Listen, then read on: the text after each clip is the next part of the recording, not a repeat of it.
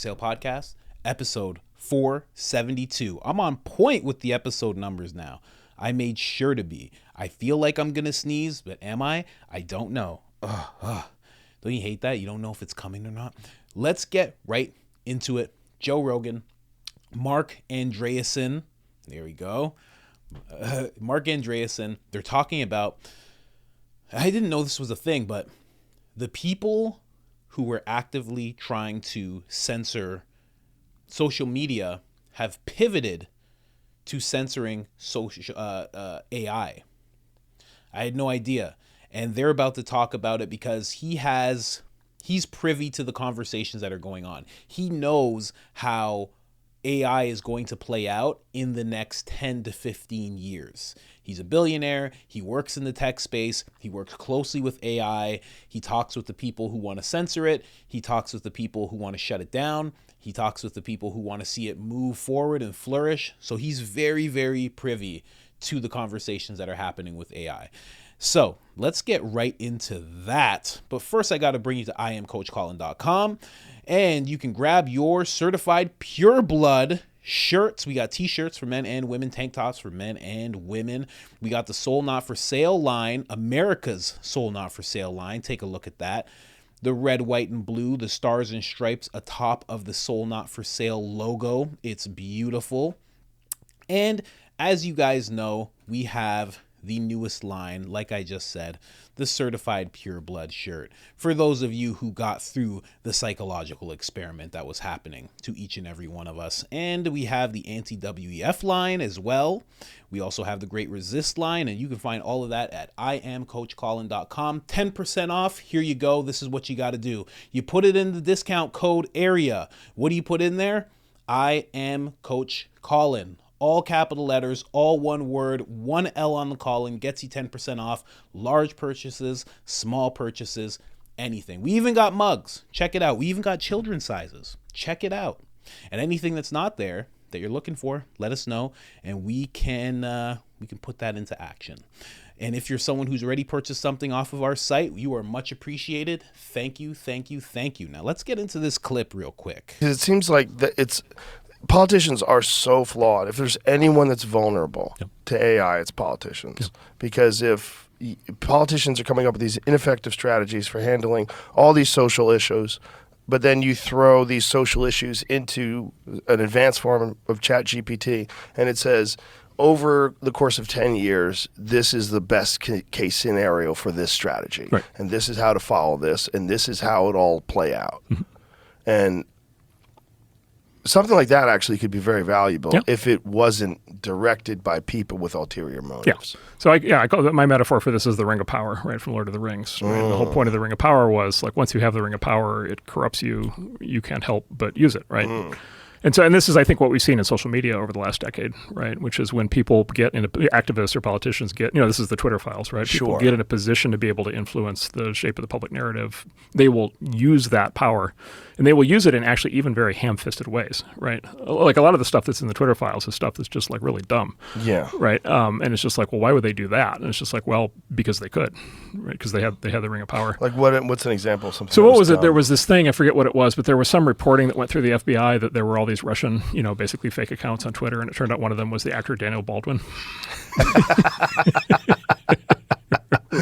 What is Daniel Baldwin, like a hardcore right winger or something? He must have been saying, it's one of these things where he said something that pissed somebody off, right? You got to put it, it's the whole thing. You got to put it on a list, right? The list gets fed through one of these bureaucracies. It comes out the other end that everybody's a Russian, asset. They get put on the block list. It's like, okay, did he have, did you have First Amendment rights? Do you have First Amendment rights on social media? Can the government be involved in this? Can the government fund groups that do this?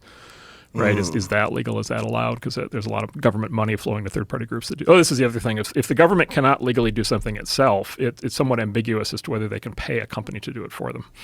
Right. And so you have these various basically pressure groups, activist groups, university quote-unquote research groups, and then basically they receive government funding, and then they do various levels of censorship or other kinds of unconstitutional actions. Because in theory, right, they're not government. Right. The First Amendment binds the government. It doesn't bind somebody who's not part of the government. But if they're receiving government funding, does that effectively make them part of the government? Does that make it illegal to provide that government funding? by the way, these are felonies. It is a felony for somebody to with government resources to with either employee of the government or under what they call, I think it's color of law, sort of within the scope of the government, to deprive an American citizen of First Amendment rights. And is it considered depriving someone of First Amendment rights by limiting their use of social media? Has that been established? Good. I mean, it has not been, to my knowledge, a Supreme Court case yet. There have been some early fights on this. But you feel like that? I think ultimately goes to the Supreme Court. My guess would be ultimately what happens is the Supreme Court says the government cannot itself cause somebody to be banned on social media. That's unconstitutional for First Amendment grounds. But then also, I believe what they would say if they got the case would be that the government also cannot fund a third party to do that same thing.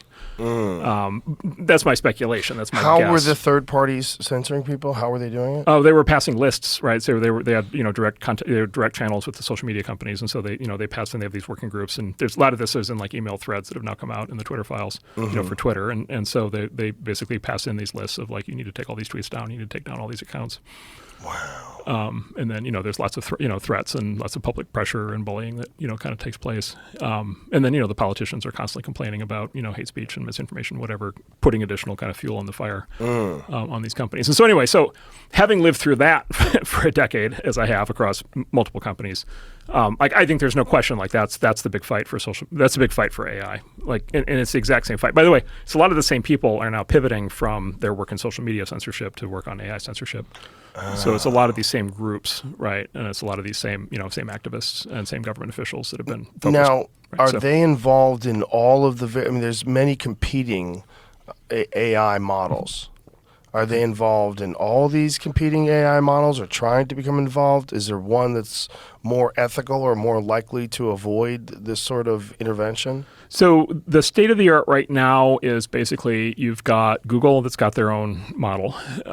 You've got basically OpenAI, which is a new company but already quite large. And then it has a partnership with Microsoft. And so Bing is based on it. So that's two.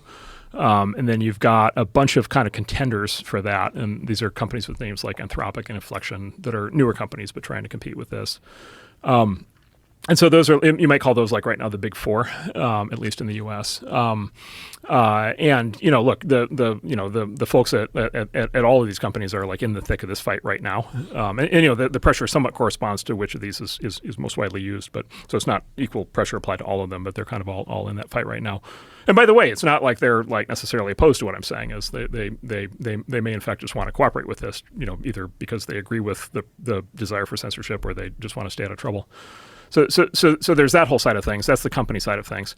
And then there's an open source movement, right? And so then there's all these people basically building open source AIs. And those are coming out really fast now. There's like a new one every week that's coming out. And this is just code that you can download off the internet that does sort of a smaller version of what these bigger AIs do. And there's open source developers that are trying to develop basically free versions of this. And some of those developers are very determined to have AI actually be free and uncensored and fully available to everybody. And then there's a big fight happening in Washington, D.C. right now where the companies working on AI are trying to get what the economists call regulatory capture. So they're trying to basically get the government to erect barriers so that new startups can't compete with them. And also they're trying to get open source banned. So there's a big push underway to try to ban open source as being too dangerous. Too dangerous? Too dangerous. Well, the case they make is if you believe AI itself is inherently dangerous, then the only safe way to have it is to have it owned and controlled by a big company that's sort of fused with the government where, in theory, everything is being done responsibly. And if you just have basically free AI that anybody can download off the internet and use whatever they want, they could do all these dangerous things with it. This episode is brought to you by AG1. Start time. We're talking a really long time. Like shit that by right, and it needs to be stopped. You think this is a bullshit argument? Yes. Well, yes. Yeah. I think this is a very bad, evil. Yes, this is a very. I think this is a turning point in human civilization. I think this is on par with the development of the book, right, or the microchip or the internet, right. And there were authoritarians in each of those eras that would have loved to have had total monopolistic or cartel-like or government control over those new technologies. Wow. Jeez. That's a lot. That's a lot. The thing that always stands out to me, of course, when we talk about the Constitution, because it makes you wonder how many administrations, I know some of you say all of them, who knows, but how many of them have tried to sidestep constitutional rights by going to some kind of third party. Obviously, today, in the past 20 years, maybe 15 years, you've been able to go to social media and do what they were doing in regards to the Twitter files when they were actually reaching out to Twitter. Hey, ban this account. Hey, do this. Hey, do that. But I wonder just how long that's been going on. And I was going to say, and how come there haven't been more lawsuits formed? But the answer to that, it's because who's going to really stand up to a whole administration? You'd have to really get together as a company and be like, this company came to us, this administration came to us as a company. And it's like all of Twitter would have to be like on board with a lawsuit, or all of Facebook. And I just don't see that ever happening. It's just very interesting because the government shouldn't even be able to sidestep it. Even sidestepping it should be a step on it. If you're trying to just kind of find a little loophole in the Constitution that you can just go to Facebook and Facebook will do it, but I didn't actually do it.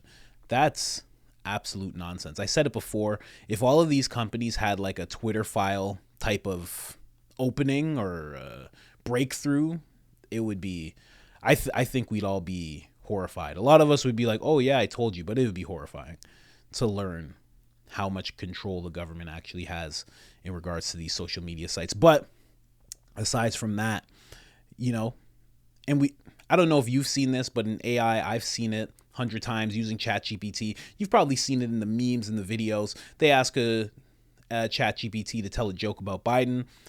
Won't do it. Ask them to make a joke about Trump. It'll do it. Ask it to make a positive poem about Trump. It won't do it. Then ask it to make a positive poem about Biden. It'll do it. It's a lot of nonsense. You ask it if you should be proud to be black.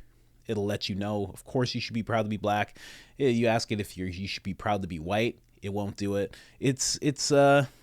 I've said it before that ChatGPT has the same personality in terms of information it's willing to give you as a young left-leaning white guy who's afraid to lose his job. That's exactly how ChatGPT operates, in my opinion. Because that's who's running it. That's who's putting it all together. That's who's feeding the information, and that's a bad thing. I really do think the same way the internet, you don't really have to you don't have to pass any tests to have the internet. You just get it to your house and you got it, and you get to use it any way you want. Same with social media. It should be the same thing with these chatbots, with this AI. I think if there's one big company that runs AI and it's working in tandem with the government, that's it. We're done. We're done. I mean, how many times, I don't know if you've ever tried this, but how many times have you gone and searched Google for something? It won't show it. Rogan's even talked about this. And then you go to like DuckDuckGo, or you go to some other less gated site, and what you're looking for pops up. I've had that happen countless times. Same thing will happen and is happening right now with ChatGPT, AI, chatbots in general. And it's weird. It's a weird thing going on. Let me know what you think in the comments. What do you think about what's going on here? Do you think... Here's what I think, honestly. My view of this, I think it should be shut down. I think it should be shut down until... And I don't know how long this would ever take, and I don't know how you would grade this person or check them, but tell some responsible people with the people's interests in mind and in heart comes about to handle it. Because right now, you see with OpenAI, you have the co-creator, Sam Altman, I think his name is. And he's just saying wild things. He's afraid of what he's created. He doesn't know what's going to happen. It's nonsense. Like if you hear somebody saying that about something they've created that, like this gentleman just said, could be likened to the book, it's like, man, you're not the guy. You need to stop. You're obviously not the guy. You need to open this up to more people. You need to make this open source so other people can step in. You know, right now, Elon Musk has said that he wants to create one that isn't so gated, that will give real information, that will give you real access. And if anything, that's the way to go. I would think it's either you shut it down or you make it very open. You know, just think of it like the internet. Like, what do you want? You want an internet where you can see whatever you're looking for, or do you want an internet that closes you off completely and only shows you certain things that your government decides that you could see? I mean, that's what Canada's going through. That's what China's going through. That's what Russia's going through. Not ideal. I don't know what's going to happen. This gentleman, Mark, he talks about how there's going to be some fights that are going to go all the way up to the Supreme Court about this. And I think it's going to be an interesting little ride. But honestly, when I hear about all this and people drone on and on about AI and everything it's going to do, I just think of like a ranch, just 100 acres, just cattle, just if I have internet, great. If I don't, whatever, man. I want to be left alone. I don't want the chips. I've said it 100 times. I don't want the chips. I don't want the implants. I don't want it. Oh, you're not going to be able to keep up with it. I don't want to be around AI. Give me a fence that makes AI shut down when it comes near it. Just leave me alone. I just want 500 people. We all just work like a tribe and we just cattle and there's food. That's it. Just I want to raise my kids properly. I don't want all the additives that they want to put in us. I don't want it all. It's so crazy, man. But very interesting. And for now, if we are going to live in this world, we do have to watch people closely, the government and the companies that are working on AI right now. And again, back to, I think he even touched on this in the clip, back to local government. Like, ask your local government what they think about all this. Because if they're not thinking about it, well, they're behind the times and they need to think about it because it's going to affect you. We've learned throughout the past 4 years, there are many things that the upper government, federal, can start passing, can start saying that will affect you dearly. So if your local people aren't up to date or your local people are supporting all of the nonsense that could happen to you, you need to get new local government. You know, I've never cared about local government before. The past 3-4 years has really made me see like local government is the thing to really focus on.